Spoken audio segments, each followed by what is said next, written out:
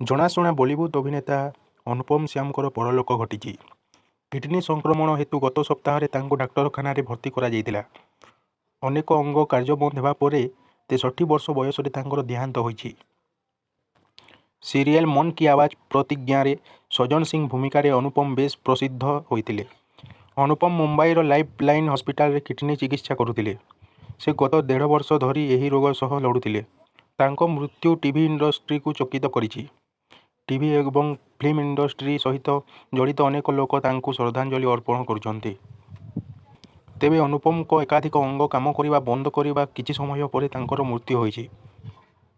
ଅନୁପମଙ୍କ ସ୍ୱାସ୍ଥ୍ୟ ମଝିରେ ଠିକ୍ ହୋଇଯିବା ପରେ ନିୟମିତ ଭାବେ ତାଙ୍କୁ ଡାୟାଲିସିସ୍ କରାଯାଉଥିଲା। ଅନୁପମ ଶ୍ୟାମ ବନ୍ଦିତ କ୍ୱିନ୍, ଦସ୍ତକ, ଦୁଶ୍ମନ, ସତ୍ୟା, ଦିଲ୍ ସେ, ଲଗାନ, ନାୟକ ଆଦି ଅନେକ ବଲିଉଡ୍ ଫିଲ୍ମରେ ଅଭିନୟ କରିଥିଲେ। ହେଲେ ଧାରାବାହିକ ପ୍ରତିଜ୍ଞା ତାଙ୍କୁ ଅନେକ ଲୋକପ୍ରିୟତା ଦେଇଥିଲା। ଅନୁପମ ଶ୍ୟାମଙ୍କ ଫିଲ୍ମ ଯାତ୍ରା ଏକ ଆନ୍ତର୍ଜାତିକ ଫିଲ୍ମରୁ ଆରମ୍ଭ ହୋଇଥିଲା। ସେ ପ୍ରଥମେ ଲିଟିଲ୍ ବୁଦ୍ଧ ଫିଲ୍ମରେ କାମ କରିଥିଲେ।